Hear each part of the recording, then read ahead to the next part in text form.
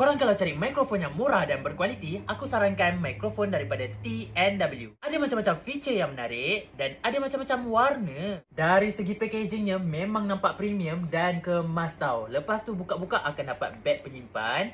Lepas tu korang punya mikrofon. Lepas tu juga dia bagi kabel. Ini kabel.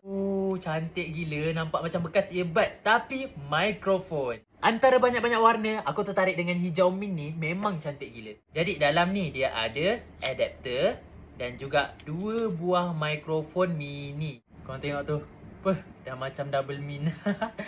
Lepas tu dia ada clipper sekali. So boleh letak dekat baju, clip dekat baju. Dibagi sekali dengan bulu-bulu ni untuk wind reduction rasanya. Jom kita tengok hasil mikrofon ni. Okey, sekarang ni aku bercakap menggunakan mikrofon ni. Korang boleh nilai sendiri, korang suka ke tak suka. Aku suka gila sebab kecil. Lepas tu dia boleh clip dekat kita punya baju. Lepas tu jarak dia 50 meter jauh, dia masih boleh receive tau.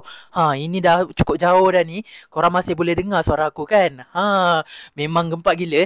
Lepas tu dia ada noise reduction, ada wind reduction dan macam-macam lagi dia punya feature tau. Kalau korang dah habis pakai, tinggal masukkan je dalam bekas dia. Lepas tu dia akan charging dan tutup je.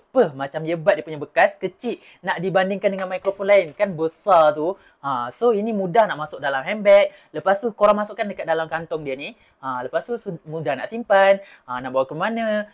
Sesuai lah untuk korang yang content creator, yang suka buat video dan nak audio quality yang terbaik. So ini yang paling terbaik lah. So nanti kalau korang berminat, aku dah sediakan dekat beg kuning.